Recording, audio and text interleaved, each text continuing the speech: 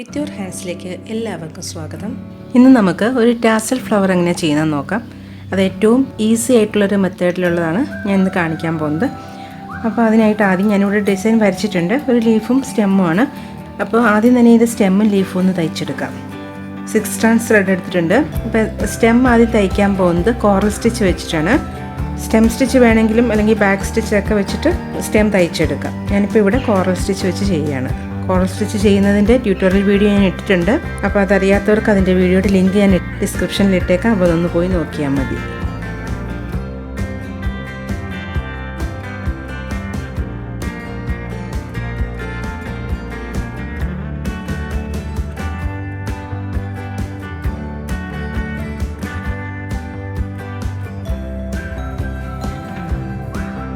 Stem തയ്ച്ചു കഴിഞ്ഞു. ഇനി നമുക്ക് ഇതിൻ്റെ ലീഫ് തയ്ക്കാം.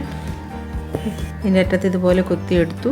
എന്നിട്ട് ഇനി ഫ്ലൈ സ്റ്റിച്ച് വെച്ചിട്ടാണ് ഇതിൻ്റെ ലീഫ് തയ്ക്കുന്നത്.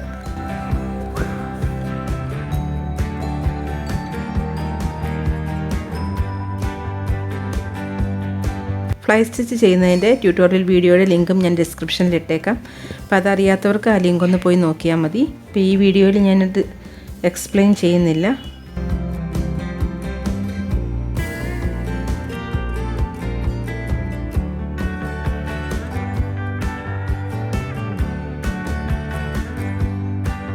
ഇപ്പോൾ ഇതിൻ്റെ ലീഫ് രണ്ടും സ്റ്റെമ്മും തയ്ച്ചു കഴിഞ്ഞു. ഇനി നമുക്കിതിൻ്റെ ഫ്ലവർ ചെയ്യാം.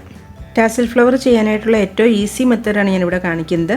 അപ്പം നമുക്ക് ഇതിങ്ങനെ നമ്മുടെ കയ്യിൽ ഏകദേശം ഒരു 2-2.5 ഇഞ്ചോളം നീളം ഉണ്ടാവും. ആ നീളത്തിൽ നമ്മുടെ ഫ്ലവറിന് എത്ര വലിപ്പം വേണോ അതനുസരിച്ചുള്ള ലെങ്ത്തിൽ ചെയ്താൽ മതി. ചെറിയ ഫ്ലവറൊക്കെ ചെയ്യണമെങ്കിൽ ഒരു 2 വിരലിലൊക്കെ ആയിട്ട് ചുറ്റിയെടുത്താൽ മതി, വളരെ ചെറിയ ഫ്ലവറാണെങ്കിൽ. അപ്പോൾ ഇങ്ങനെ നമുക്കൊന്ന് കയ്യിൽ ഇതുപോലെ ഒന്ന് ചുറ്റിയെടുക്കും. ഒരു 15 തവണയെങ്കിലും ചുറ്റാം. ഇപ്പോൾ ഇത് ആങ്കറിൻ്റെ ത്രെഡ് എടുത്തിരിക്കുന്നത്. നമുക്ക് സിൽക്ക് ത്രെഡ് വെച്ച് വേണമെങ്കിൽ അത് ചുറ്റിയെടുത്താൽ മതി. അപ്പോൾ കുറച്ചുകൂടെ കൂടുതൽ ചുറ്റേണ്ടി വരും, തിക്നെസ് കുറവായതുകൊണ്ട്. ഇപ്പോൾ ഒരു 15 പ്രാവശ്യം ചുറ്റിയിട്ടുണ്ട്.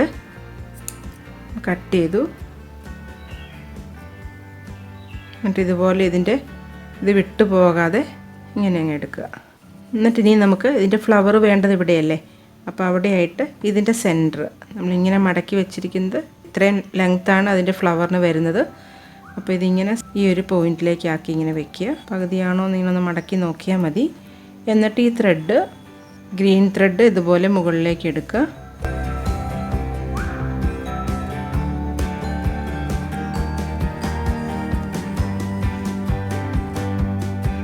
ഈ ത്രെഡിനെ ഇവിടെ 2-3 തവണ ഒന്ന് തയ്ച്ചു പിടിപ്പിക്കുക. 2 അല്ലെങ്കിൽ 3 തവണ കുത്തി പിടിപ്പിച്ചാൽ മതി. ഇങ്ങനെ വെച്ചതിന് ശേഷം നമുക്കിത് ഇങ്ങനെ അടുപ്പിച്ച് വയ്ക്കാം. ഇങ്ങനെ പിടിച്ചിട്ട് നല്ലോണം എല്ലാ ത്രെഡും അടുപ്പിച്ച് ഇങ്ങനെ വയ്ക്കുക. എന്നിട്ട് ഈ ഗ്രീൻ ത്രെഡ് തന്നെ ഇതുപോലെ ഒന്ന് വലിച്ചെടുക്കുക. എന്നിട്ട് ഇങ്ങനെ അടുപ്പിച്ച് പിടിച്ചുകൊണ്ട് കുറച്ച് ഗ്യാപ്പ് ഇട്ടിട്ട് ഇങ്ങനെ കുത്തി താഴേക്ക് എടുക്കുക. വീണ്ടും ഇപ്പുറത്ത് കുത്തി ഇങ്ങോട്ട് കുത്തി താഴുക. നല്ല അടുപ്പിച്ചടുപ്പിച്ച് സാറ്റിൻ സ്റ്റിച്ച് ചെയ്ത് ഈ ഒരു പോർഷൻ മുഴുവൻ കംപ്ലീറ്റ് ചെയ്യണം.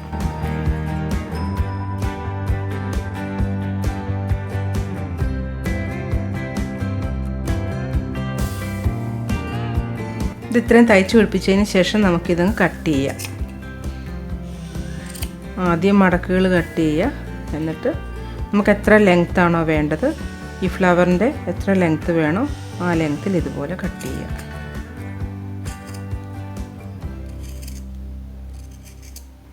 കട്ട് ചെയ്തതിന് ശേഷം നമുക്കിതിൻ്റെ ഈ ഓരോ ത്രെഡുകളും ഇങ്ങനെ 6 strands ത്രെഡ് അല്ലേ, അപ്പോൾ അതൊന്ന് വിടർത്തി എടുക്കണം. ഒന്നെങ്കിൽ ഇങ്ങനെ നീഡിൽ വെച്ച് ഇങ്ങനെ വിടർത്തിയെടുക്കാം. അതല്ലെങ്കിൽ ഇങ്ങനത്തെ ഒരു ചെറിയ കോമ്പ് എടുത്തിട്ട് അത് വെച്ച് നല്ലോണം ബ്രഷ് ചെയ്തെടുത്താൽ മതി. ഓരോ നൂലുകളും സെപ്പറേറ്റ് ആക്കണം. ഇങ്ങനെ ഇതുപോലെ നന്നായി വിടർത്തിയതിന് ശേഷം ഇതിൻ്റെ ത്രെഡും എല്ലാം കയറി ഇറങ്ങിയൊക്കെ നിൽക്കുന്നുണ്ടെങ്കിൽ അതൊന്നും കൂടെ ഒന്ന് കട്ട് ചെയ്ത് ലെവലാക്കുക. ഇത്രയേ ഉള്ളൂ ഈ ഫ്ലവർ. വളരെ ഭംഗിയായിട്ട് നമുക്ക് ചെയ്തെടുക്കാൻ പറ്റും. ഇതിലും നീളം കുറച്ചോ കൂട്ടിയോ വലിയ ഫ്ലവറോ ചെറുതൊക്കെ ചെയ്തെടുക്കാൻ പറ്റും. അപ്പോൾ ഇത് ടാസൽ ഫ്ലവറിൻ്റെ ഏറ്റവും ഈസി മെത്തേഡാണ്. അപ്പോൾ ഇന്നത്തെ വീഡിയോ എല്ലാവർക്കും യൂസ്ഫുൾ ആയെന്ന് കരുതുന്നു. ഇഷ്ടമായെങ്കിലൊന്ന് ലൈക്ക് ചെയ്യണം. അതുപോലെ ചാനൽ ഇഷ്ടപ്പെട്ടാലൊന്ന് സബ്സ്ക്രൈബ് ചെയ്യുകയും വേണം. അടുത്ത വീഡിയോയിൽ കാണാം. താങ്ക്